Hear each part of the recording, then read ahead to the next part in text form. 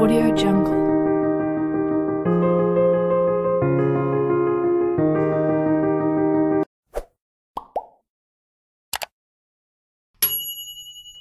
Onjo membuka pintu dan melihat ayah. Ia langsung meluk ayah. Ayah meriksa kalau ada luka pada Onjo.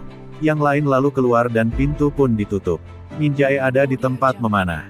Gwinam masuk dan saat melihat kalau Chong San gak ada, ia pun mau keluar. Min Jae pikir Gwinam juga anggota klub memanah karena memakai jaket yang sama dengannya. Ia pun melarang Gwinam untuk keluar karena ia bisa mati nanti. Gwinam mau pergi tapi gak jadi. Ia mencium aroma Chong San pada tubuh Min Jae dan menanyakan kemana mereka.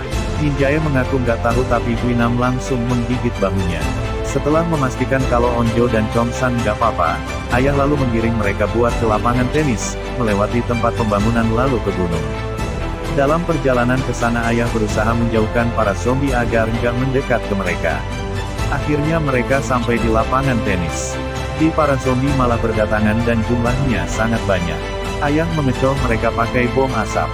Para zombie mengerumuni bom asap begitu ayah melemparkannya. Gak hanya itu, ayah juga meniup peluit agar para zombie menyingkir dan anak-anak bisa pergi. Ternyata ayah gak ikut pergi. Tangannya digigit zombie. Ia minta Chong San untuk menjaga Onjo. Onjo nangis manggil-manggil ayah. Ayah membiarkan dirinya digigit zombie agar mereka bisa lolos. Selanjutnya mereka pergi ke area pembangunan. Bingung? Ada zombie di mana-mana. Banjang yang punya penciuman dan pendengaran zombie mengarahkan kemana mereka harus pergi. Onjo nangis ingat ayah. Hari memeluknya dan menenangkannya. Yang lain juga ikut nangis. Chong San lalu membenamkan Onjo dalam pelukannya dan menyuruhnya buat nangis. Dalam videonya Pak Lee bilang kalau virus itu membuat orang yang ia cintai menjadi makhluk lain. Ia lalu melihat istri dan anaknya. Itu adalah wujud terakhir dari orang yang ia cintai. Foto, NODRAKOR, ICU. Gwinam menggigit Min Jae dan mendesaknya untuk ngasih tahu keberadaan Chong San. Min Jae sendiri nggak tahu siapa yang Gwinam maksud. Mereka sempat bersama anak-anak kelas 11 di auditorium dan ia keluar sendiri. Min Jae berusaha menusuk leher Gwinam tapi nggak mempan. Gwinam nyuruh Min Jae untuk kabur. Min Jae berjalan menuju busurnya dan sempat memanah Gwinam sebelum akhirnya ia berubah menjadi zombie. Sementara itu anak-anak yang selamat masih bertahan di tempat pembangunan. Mereka amat menyesalkan apa yang terjadi sama Junyong. Daesu sama Mijin sangat merasa bersalah. Di abis itu Daesu sama Mijin malah bertengkar soal gimana susahnya jadi kelas 12. Hari ngasih tahu Onjo kalau ayahnya sudah menyelamatkan mereka semua. Ia yakin kalau ayahnya akan masuk surga. Gak mau hanya diam. Hari dan Mijin akan berkeliling dan mencari jalan menuju gunung.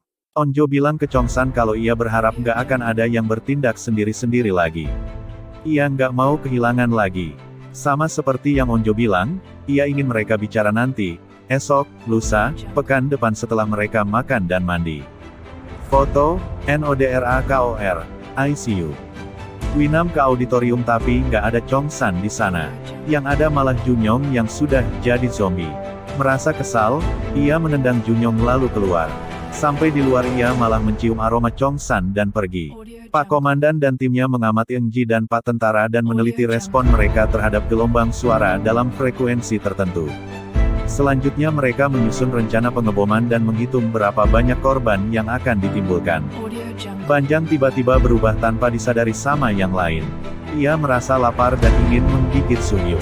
Dan pada saat terakhir ia bisa menahannya dan menggigit tangannya sendiri. Suhyuk terbangun dan memeluknya biar nggak membangunkan yang lain. Ia nyuruh Banjang untuk menggigitnya dan jangan menggigit dirinya sendiri. Akhirnya Suhyuk mengikat mata Banjang pakai kain. Chong San melihat ke atas. Mereka bisa ke atap dan seseorang bisa mengalihkan perhatian para zombie. Onjo nggak setuju. Nggak boleh ada yang mengorbankan diri lagi. Mereka harus berjuang sama-sama. Chong San akhirnya mengiyakan apa yang dikatakan. Banjang lalu mendengar pengumuman yang disiapkan para tentara kalau mereka akan meninggalkan beberapa tempat dan sekolah mereka salah satunya. Berpuluh-puluh drone diterbangkan di luar sana. Ditambah dengan gelombang suara membuat para zombie mengikutinya. Gwinam menemukan mereka. Ia mengincar Chong San. Suhyuk yang berusaha menolong malah didorong sampai hampir jatuh. Min Ji dan yang lain berusaha menolong. Dengan tanpa ragu Guinam memutar tangan Chongsan lalu mengintipnya. Onjo mau mendekat tapi sungguh menghalangi. Suara dari drone itu makin kuat. Komandan mendapat laporan kalau semuanya sudah berada di titik yang diinginkan. Komandan menginstruksikan untuk meledakkan mereka. Guinam dan Banjan nampak tersiksa mendengar suara itu. Chongsan memanfaatkannya dengan mendorong Guinam hingga jatuh. Onjo mendekat tapi Chongsan malah menjauh. Onjo menenangkan, tidak apa-apa. Chongsan berjanji kalau mulai sekarang tidak akan ada yang akan mati lagi. Onjo tidak mau dengar dan minta Chongsan untuk bicara besok. Chongsan memberikan mentahnya dan minta untuk berhubungannya dengan baik. Dia lalu menunjukkan handphone Onjo dan berkata ada padanya. Dia juga akan menjaganya dengan baik. Dia lalu menuju Onjo lalu merasa kalau dia mulai berubah. Chongsan pun melepaskan Onjo dan mendorongnya. Dia itu mereka turun ke lantai 1. Onjo nangis dan sungguh turun. Chongsan berteriak kalau dia adalah orang yang paling bahagia saat ini. Chongsan semua suami yang ada di sana berdatangan dan membuka puasa. Chongsan membawa mereka ke atas agar pertemuannya bisa pergi dengan selamat. Guinam yang jatuh akhirnya bangkit kembali meski kesulitan kali ini. Para guru itu jatuh ke jalur lift sesuai dengan yang Chongsan rencanakan. Onjo dan yang lain akhirnya bisa memasuki hutan. Sementara itu Guinam berhasil menemukan Chongsan. Ia sudah mengalami mimisan. Guinam berpikir kalau akan menyenangkan kalau ia bisa membunuh Chongsan tapi tahunya enggak. Tapi biarpun gitu ia akan tetap membunuhnya. Chongsan sengaja menyulut Guinam dengan bilang kalau Guinam terobsesi untuk membunuhnya karena takut ketahuan sudah membunuh kepala sekolah.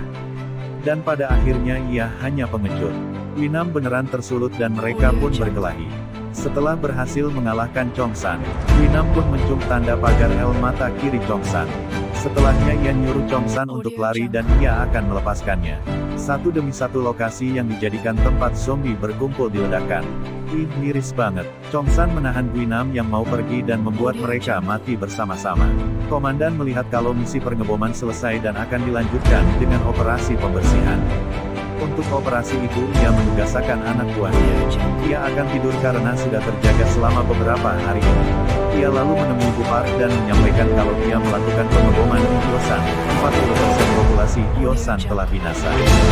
Bupar marah banget sama Pak Komandan. Pak Komandan lalu minta Bupar untuk menuju keluarga Yosan dan menyampaikan permintaan maaf. Selanjutnya dia ke ruangannya. Dengan memakai pakaian dinasnya ia menyampaikan permintaan maaf karena telah melakukan pengeboman di Yosan. Sebelumnya dia menonton video terakhir di Yosan. Orang yang menciptakan virus itu. Dia yang seorang suami dan ayah yang bisa membunuh istri dan anaknya tapi dia seorang komandan darurat militer bisa melakukannya. Habis itu Pak Komandan nelpon istrinya dan menanyakan apa ia sudah makan. Ia mengeluhkan istrinya yang belum makan jam segini. Ia lalu menanyakan anaknya, hari ini anaknya nggak sekolah. Pak Komandan nggak marah, bolos nggak apa-apa yang penting sehat. Ia minta istrinya untuk mencari guru les, mahal nggak apa-apa, tapi jangan terlalu mahal.